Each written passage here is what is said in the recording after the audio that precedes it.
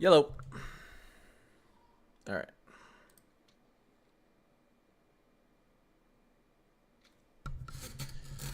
All right.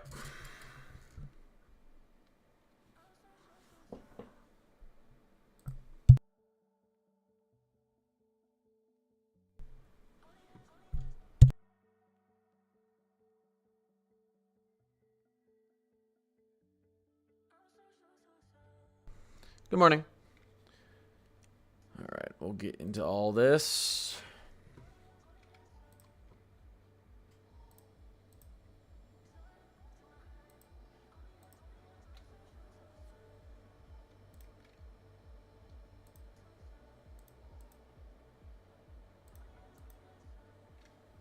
All right.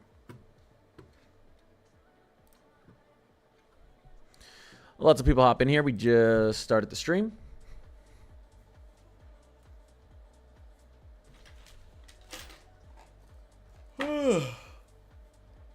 Another day, another dollar. Snow for the Northeast. Inner New England, yeah. Not out towards the coast. We'll have to see. I think we might get some more out towards the coast right at the end of December.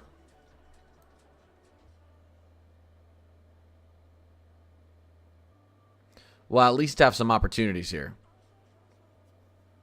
Some troughing around the 27th. And we'll see what happens with this out around the 29th. Snow for Chicago. Listen. Regardless of temperatures, the only people who probably see snow on Christmas is the Rockies. Light snow, high elevation snow.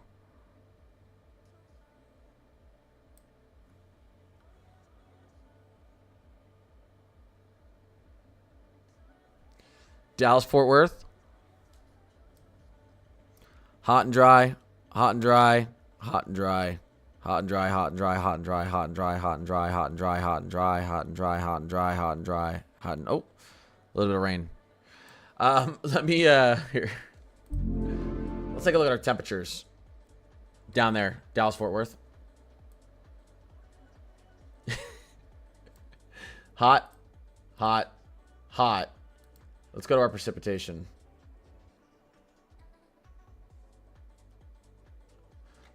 Changes coming in January for you guys. Don't worry. Well, at least it looks like it. Pretty dry.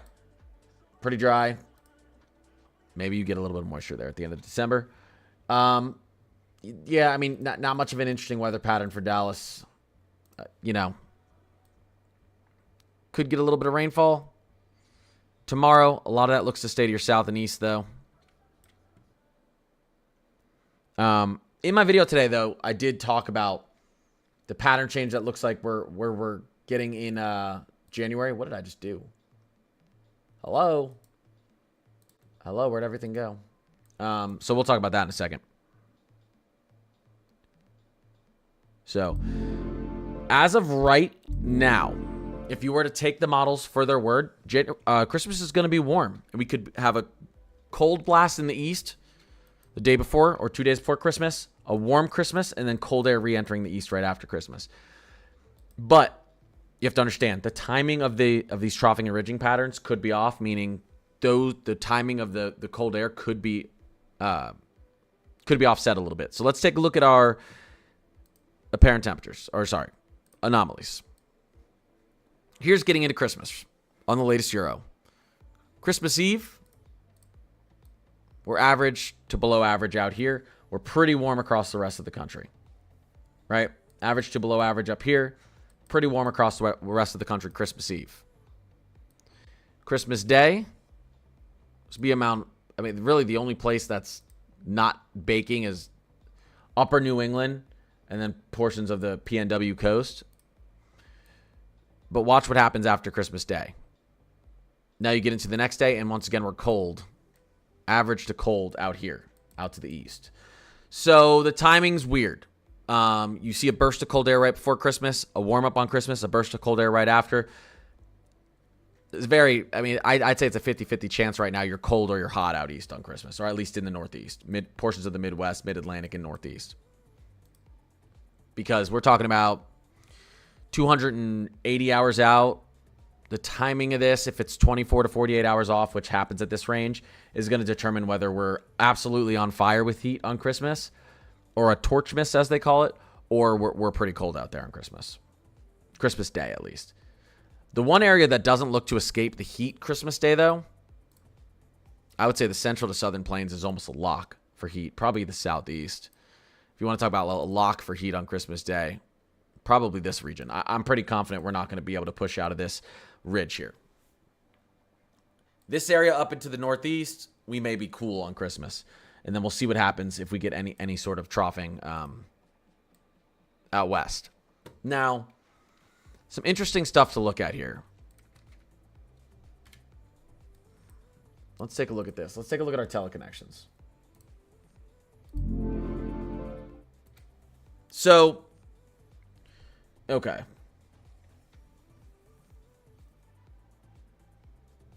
Here is our latest European ensemble. This is our Arctic oscillation. Quite a big trend, negative, getting into January. This is through December 31st. We all know, as our Arctic oscillation trends negative, that typically means there's quite a disruption going on with our tropospheric polar vortex, meaning cold air wants to dump back down into the States. So, cold start to January, potentially. That's what the European ensemble is pointing towards. You take a look at our NAO as well. We're dropping negative as we approach the beginning of January. So, negative North Atlantic oscillation sets up blocking over Greenland, allows for a better winter storm track out east, some colder air to settle in out east as well. So this right here would scream a freezing start to the east, beginning of January. But PNA stays negative, EPO goes positive. Interesting. A lot of that cold air, instead of driving directly into the east, may try to drive into the west coast. Although if you have this negative of an AO, and then let's take a look at our WPO, and our WPO can hold off from going positive, you could get a cold zonal type of a flow, meaning a very collapsed troposphere, or a very collapsed polar jet that would provide cold air from coast to coast, below average air from coast to coast to start off January. So interesting. Typically negative AO, negative NAO, you're gonna get very cold and stormy out east, but not when you've got a positive EPO and negative PNA to go along with that. It kind of throws things into a little bit of a loop. Regardless, really paying attention to our negative AO, and then we're also really paying attention to our MJO forecast, which is calling for a reamplification up into phase 8 right around the third week of December, which is the coldest week on average in the northern hemisphere over winter of the entire year, right?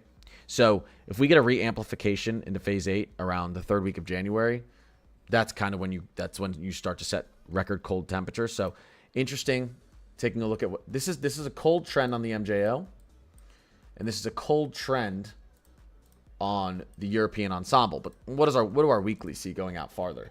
Pretty good. You like seeing this as well. Neutral to negative AO combined with the somewhat amplified, moderately amplified phase 8 MJO. This is calling for a pretty cold January. At least right now it is. It's calling for a cold January. When I say cold, January is always cold. You know what I mean. Below average January. A well below average January. So if your AO, like I said, is neutral to negative, and you're amplified up into phase 8, it's going to be hard for any sort of ridge to build over the states. And we'll have to see. I mean, it can build over the states, but it's not going to be over the entire states. It's going to be over the west, or it's going to be over the east. This suggests that the ridge is going to be over the potentially west in the beginning, east near the end. We'll see what happens here. I don't want to look too far out on the European weekly, but January overall looks below average. December looked below average as well, and December has been below average up until this point. And December will remain below average. Below average for the east. And December will remain below average for the east. Well, overall, once you average up December, it will have ended up below average for the east. And January looks the same. Now, obviously, we might get quite a warm-up to end December, but it's not going to counteract how freezing we've been out east for all of December. Something similar might happen in January. Right now, although if MJO continues to stay in phase 8 through January, who knows? It could be an extended cold period in January as well. Okay, I'm going to get to your guys' questions. Give me 1 second. Gemini, I appreciate you. Nor'easter, please. I know. I think we're going to get one. New Jersey wants more snow. You guys, I was looking at the updated snow models today, or updated snow map. You guys did good. I mean, it's fully, I think this is fully updated now. I was looking out towards the mid-Atlantic. Pretty good. 5 to 8. Oh my gosh. Did we really get 7.5 inches of snow near the New Jersey coast here? I almost don't believe that. Close to 7 inches in Philly. Did we actually do that good? Quite an overperformance. What happened here? What happened there?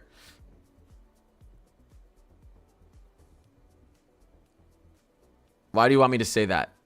Atmospheric river? I say it, and I've said it in like every single one of my lives for the last 2 weeks. And in all my videos.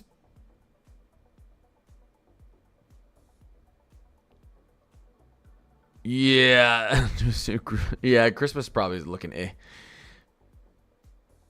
Yeah, PNW, we're still going to see. Okay, here, let me just show you what's going on here, and then I'll just get to answering questions. Let's get into our, here we go. Here's what's going on in the Pacific Northwest. Absolute, like we've been talking about, atmospheric river. There's our, here's our storm system sliding down into the coast. Here's our kind of baroclinic boundary, pulling in all that moisture up into the Pacific Northwest. Our polar jet staying a little bit north. Lots of cold air pooling still happening up here. That's going to dump into the states. I think that's even going to amplify the January cold even more. Elevated snowpack. All these lakes are frozen up here in Canada. MJO phase. Potential Arctic Oscillation teleconnection. It could end up being a very cold January. I mean, just like we kind of thought for December. So that's going to continue up there. Okay. By the way, Central and Southern Plains, you're gonna get a chance here to get very cold, and I think it may be in the beginning of January, but we'll see. Severe weather-wise, we could have some severe weather, guys, out in the Pacific Northwest today.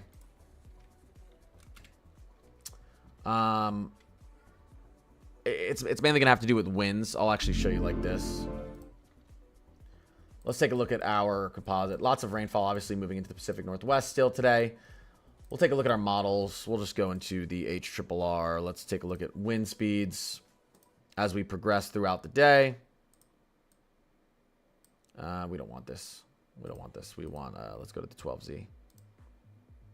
Okay. Why is this not showing me winds along the coast? Okay, it's not really doing a good job of showing me wind speeds along the coast.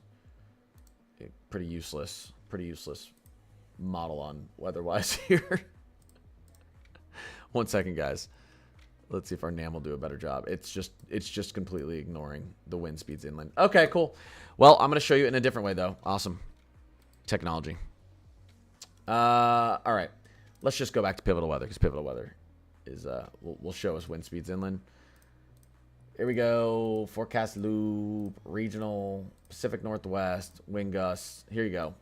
That's what we want to see. We're talking about potentially wind gusts 60 to 80 miles per hour, I would say. 80, 90 miles per hour at the highest of elevations. 60 to 70. So hurricane force gusts, I don't think, are impossible along the Pacific Northwest coast today and up in the higher elevations. You're seeing, look at these gusts here, 50 miles per hour. You could easily get a 60, 70 mile per hour gust along the coast and then even higher up in the high elevation. So watching that. We do also have a severe threat, guys. We do also have a severe threat out in Dixie / Ohio Valley as we get into day 3. So let's watch this. Mainly Kentucky, Tennessee right now. But I don't know. I was taking a look at the instability, SIGTOR, composite reflectivity. Nothing doesn't look like too dangerous of a day. Things could change tomorrow. Things could amplify. We'll watch it. But a little bit of a severe threat for Thursday. for Thursday. Last thing I want to show you, and I'm just going to get to answering questions. Last thing I want to show you. Well, I guess I'll show you this super quickly. A little bit warm. Mid-Atlantic may stay more average. A little bit warm through the next, I would really call it 10 to 12 days. And then settling in end of December, early January, back into a more kind of normal La Nina pattern where we're warm in the south and we're cooler up east. Again, though, seeing what's happening with our MJO and Arctic Oscillation and everything, we actually may push some of this warmth out in periods of January. And we might get some pretty cold air down into the south. Precipitation-wise, pretty easy to see what's happening. Lots of moisture out west. We're pretty dry out east for the most part. Northern tier states, you're going to get some clipper systems. And then we'll see what happens here. End of December, early January. Do we get a potential good snowstorm up here with our temperature changes as we get into that time period and enhanced precipitation? Possibly. You guys are going to go absolutely crazy out east just based on what's happening with our temperatures here moving forward. Look at our temperature anomalies out east. We're cold. We're hot. We're cold. We're hot. We're cold. Wait. We're hot. We're cold. We're hot. We're cold. We're hot. We're cold. So I would say portions of the Midwest, Ohio, Michigan, West Virginia, and then up through the Mid-Atlantic, New England, you're going to have just annoying temperature swings over the next 10 days. Back and forth. You're going to be like 60 degrees, 20 degrees, 65, 30. It's going to be back and forth. It's going to be annoying.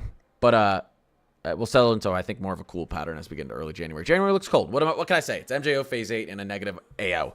And we're currently experiencing a stratospheric polar vortex, somewhat of a breakdown. Not a major one, but we are experiencing that breakdown. So what can I say? There it is. It's warm over the Arctic. This leads to tons of cold air a week or 2 to 3 weeks after dumping into the States. 2 to 3 weeks. 2 to 3 weeks. January. MJO. Arctic Oscillation. Lots of cold air for January. That's what I'm trying to say. All right. What's going on? Anyone got any questions? I'm sure no one has any questions. Broken Halo, I appreciate you. Hazel, what's going on? Yeah, for those of you who don't want all your snow to go away, do what I did when I was living in Philly. Just take some and put it in your fridge. Make sure to... I put a mini snowman in my fridge, and it lasted from one winter to the next. Western North Carolina, snow chances this year? They've already seen some okay snow up in the mountains there, right? January looks cold. January looks cold for the Appalachian Range.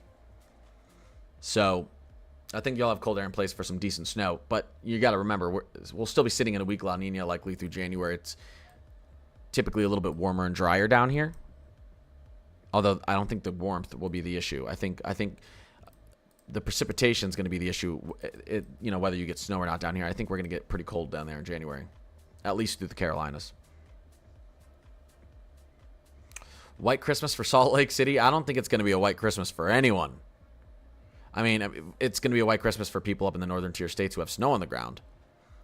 But, this is warmth. This is warmth over Salt Lake City. This is not low elevation snow. That's barely high elevation snow with the ridge we still have set up here on Christmas. The high 70s all next week in Austin. We got a pretty big warm up. We got a, like I said, 7 to 10 day stretch. We've been, especially out east, we've been kind of, for people who like winter and like cold air, we've been very lucky through December. The first 3 weeks of December are going to end up being extremely cold out here. Eventually you get a thaw. Eventually a thaw shows up. You typically don't stay cold for 1 to 2 months straight and you get no sort of ridging. You get no warm up. That's just not how it works. Eventually you typically get a warm up. And unfortunately that thaw looks to be coming right at Christmas time. And then it looks to get cold again right after Christmas. So the timing isn't my favorite. Now, I'm in Minneapolis, so I'm still going to be cold. But we're going to get some snow melt up here as well. Not a ton, but we're going to get some snow melt up here as well. And it's going to be likely above average for Christmas as well up here for us. I grew up in Florida for 24 years. I never had cold Christmases, so.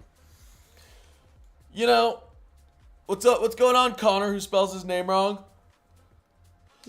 Snow chances for Savannah, Georgia. I don't know what you want me to say. I've been talking about how warm it's gonna get,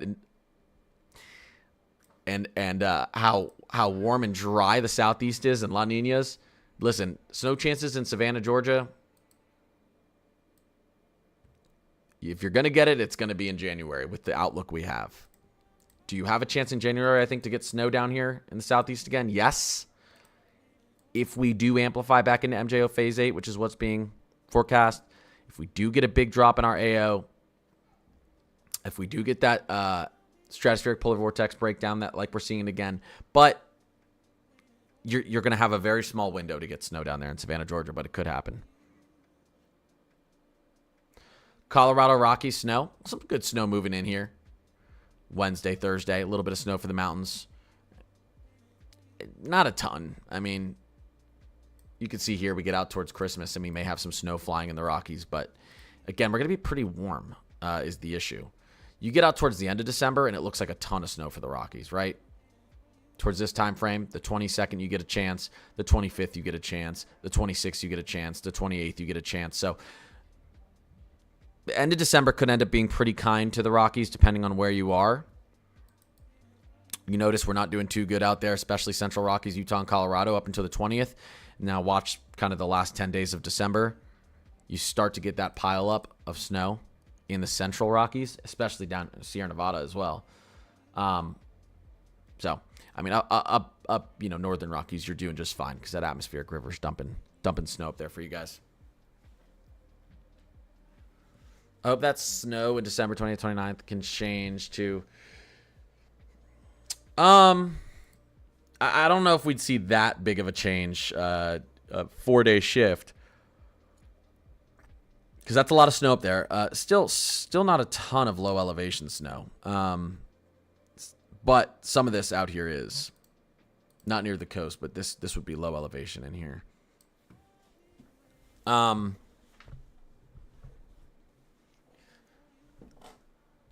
Maybe a 3-day change maybe.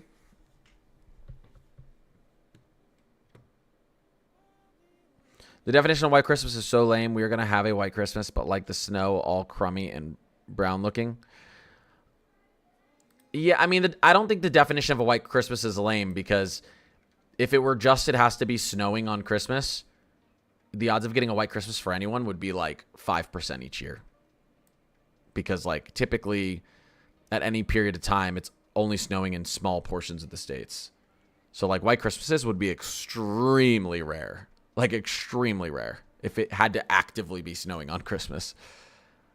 That's why they say if you have at least an inch of snow on the ground, it's a white Christmas.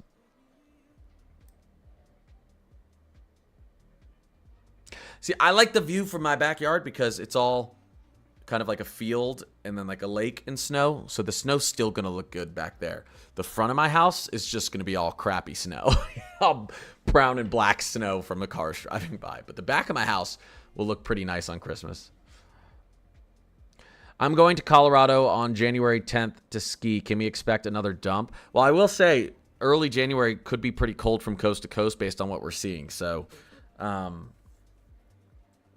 probably I would say it'd feel pretty wintry out there beginning of January potentially for Colorado. But moisture I'm not so sure about yet.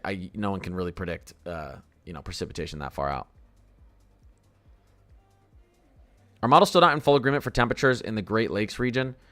Well, here's the issue, and I talked about this earlier. Models see a trough of cold air Christmas Eve for the Great Lakes region, warmth Christmas Day, and then another trough the day after Christmas. So it depends. Do you think the models are perfectly right? Cold air on the 24th, hot on the 25th, cold air on the 26th? Or do you think 280 hours out, they may have the timing messed up? Typically, models don't get timing perfectly correct that far out. I would say 9 out of 10 times their timing is off. So their timing is likely off with the cold air timing for Christmas. But even if it's super off, I mean, even if it's 2 days off, we're still likely going to be pretty warm in a little bit of a warm-up phase across the country. But if it is 24 to 48 hours off, which it easily could be, that could be the difference between the Great Lakes region and Northeast seeing this type of cold up here, 5 to 15 degrees below average, or you guys seeing this type of warmth on Christmas Day, which is like 20 to 25 degrees above average. Huge discrepancy depending on when this trough enters and when this trough enters. You see that? Big discrepancy. And also, we may not even see this ridge punch this high. We may not even see this ridge actually punch this high. It may be a little bit less amplified, but still expecting a warm-up somewhere in there.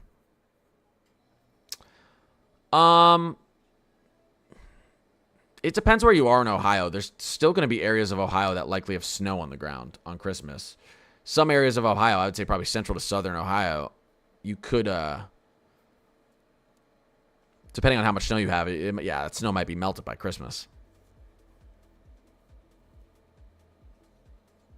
But I want you guys to remember, for most people, winter starts December 21st. We're still not even in what most people would consider winter. And we've had extremely above average snowfall. I mean, let's take a look at this, okay? Let's put things into perspective. Look at our snowfall right now. This is not typical of December 16th. We have been well below average and received well above average snowfall through the northern plains, Midwest, and through portions of the East. Let me show you something here. So, and why I'm saying this is, a warm-up is we've been getting lucky. The warm-up was kind of inevitable. We've had a lot of cold air and above average snowfall. Let me show you what's been going on with our temperatures. Okay? Take a look at this. This is the first 15 days of December. This is the first half of December.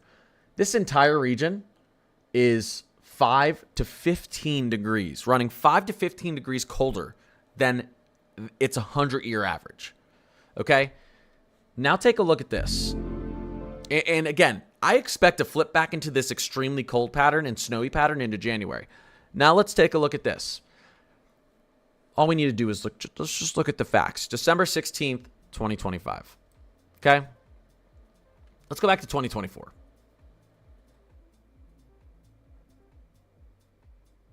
There's December 16th, 2024. You see all these little white dots up here? None of these lakes are frozen in Canada. You see all of this? This is all snow currently on our map, including up through here.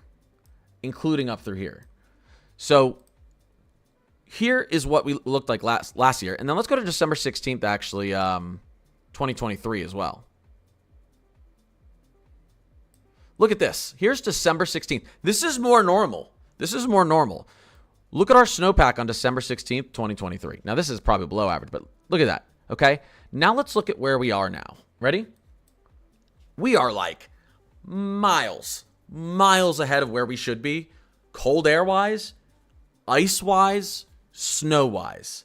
This is going to lead to more disruptions of our stratospheric polar vortex because you get these cold core highs that eventually propagate those planetary waves into the SPV and La Nina years, especially when you're running above average with snow and ice in North America like this. So the warm-up is here because warm-ups happen. You thaw. You have troughing and ridging, and they move from west to east in the northern hemisphere. We're way ahead on cold air and snow.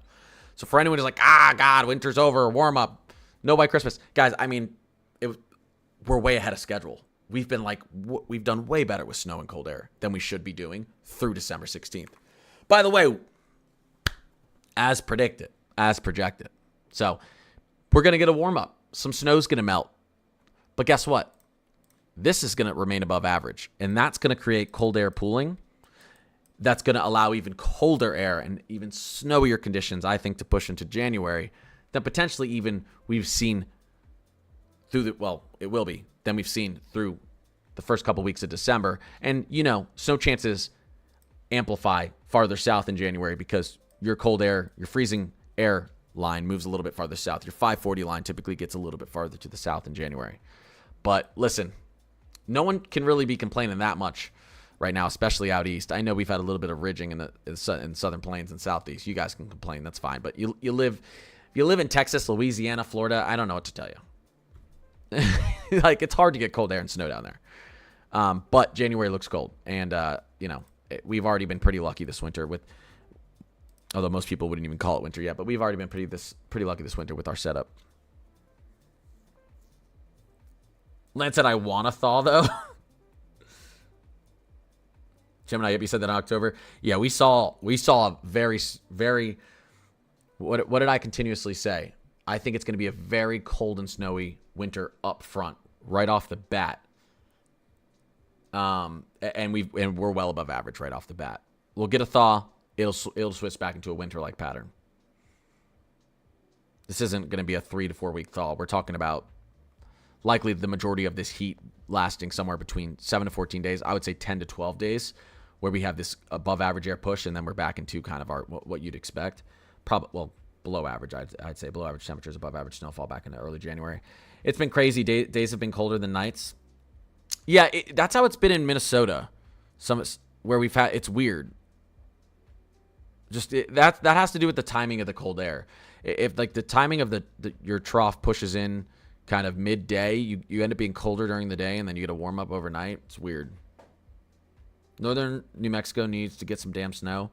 I'm going skiing next month. Oh yeah. Oh my gosh, they've been in such a ridge. Have they gotten a snowflake in northern New Mexico? Do we have any sort of snow there? Oh, okay. They've gotten a tiny bit, but this is well below average. Let me see.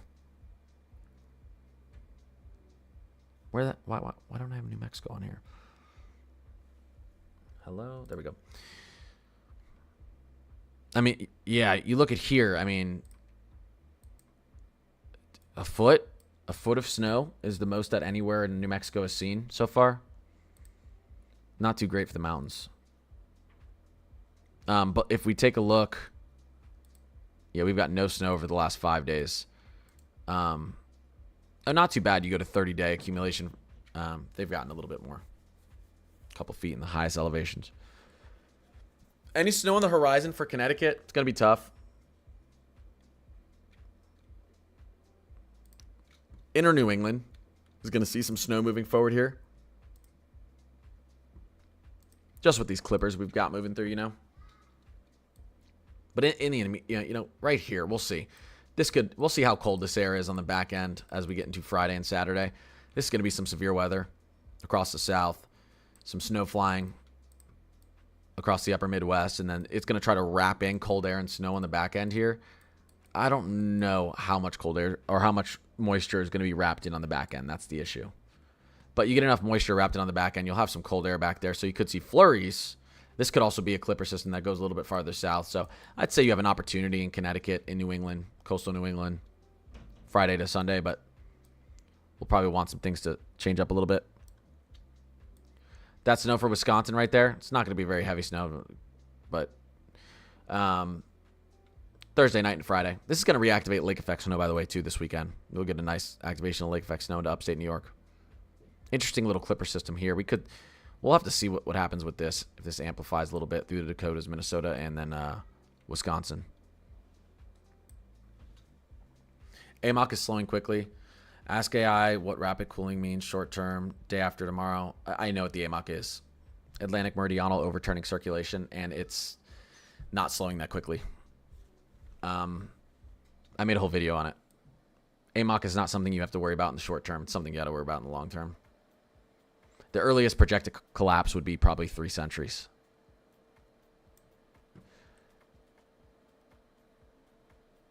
Dirtiest Dan. Homies, what's going on? I will say, though, our kids probably need to pay attention to what's going on with the AMOC. Because, yes, that's pretty much the premise of The Day After Tomorrow, which, by the way, was my absolute favorite movie growing up. It's so unrealistic, but that's what they're pointing towards. You get the Atlantic Meridional overturning circulation slowing down, and then you get all sorts of issues up there in the Arctic. Major ice age type events can start happening in the mid-latitudes in the northern hemisphere.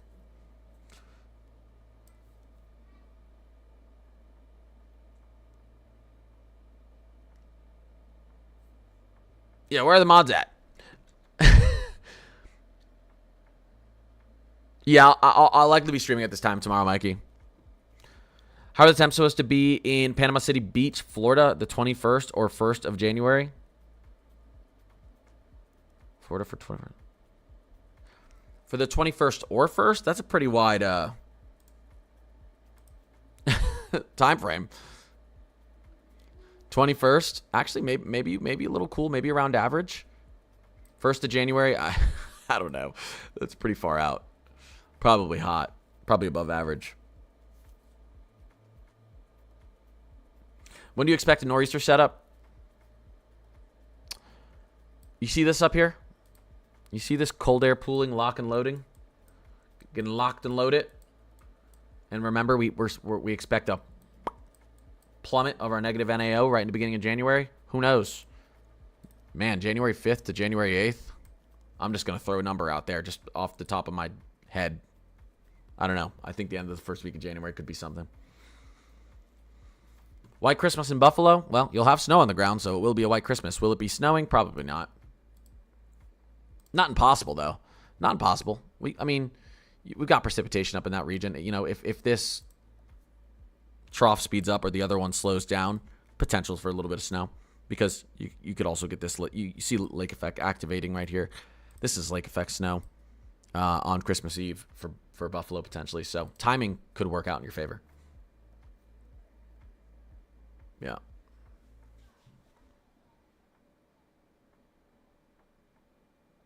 Long range outlook for January at the Jersey Shore. Yeah, I think you guys will see below average temperatures and above average snow. So chances for Dallas. Yeah, it's going to be tough. Yeah, I made a video. It's uploaded today.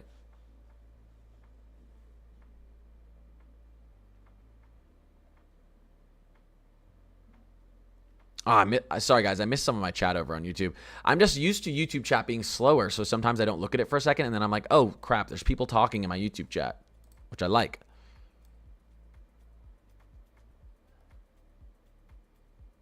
Are we going to pound with snow in the mountains Wednesday and Thursday of Washington State? Yeah. Yeah. Atmospheric river. There it is. Wednesday, Thursday. Lots Thursday. Into Friday as well. And then there we go again. Sunday into Monday. And then there we go again. Wednesday into Thursday. And then there we go again. Friday into Saturday. Oh my gosh, the Pacific Northwest. I want to look at something really quickly, actually, after taking a look at that. What's our 10-day precipitation anomalies? Yeah, look at that. This is gonna be way crazier. Yeah, I was gonna say. that's where all the precipitation is. Look how dry we are down here, though. Crazy. This website's Weather Bell. Pivotal Weather's free though, and it basically does the same thing. So, all right, I gotta get headed off to work. End of the year, busy. I uploaded a video talking about a lot of this stuff, talking about why we were potentially going to see a very cold January, just like we saw a very, very cold start to December. I mean, December is still going to end up being a well below average month because of the start, even with this warm up at the end. But I talk about that January outlook in my video today. A little bit of the severe weather and what our kind of pattern looks like leading up into Christmas. If you guys want to watch that, I appreciate the follows. Appreciate anyone who gifted. Appreciate you just being in here, helping the algorithm, talking in chat. Yeah, mods. I know I have some mods in here. I appreciate you guys being in stream. Trying to get back into my routine, uploading videos every single day, streaming every single morning. Once I'm doing this full time, once my channel grows enough and I can do this full time, I'll be streaming, morning and likely afternoon and evening. So I just have 2 jobs right now. So 2 jobs and 2 kids under 3. So I don't have all the time in the world. But I appreciate you guys. And again, I'll be back on tomorrow morning, posting another video live, trying to answer all of your questions. All right. Everyone have a fantastic day. See you.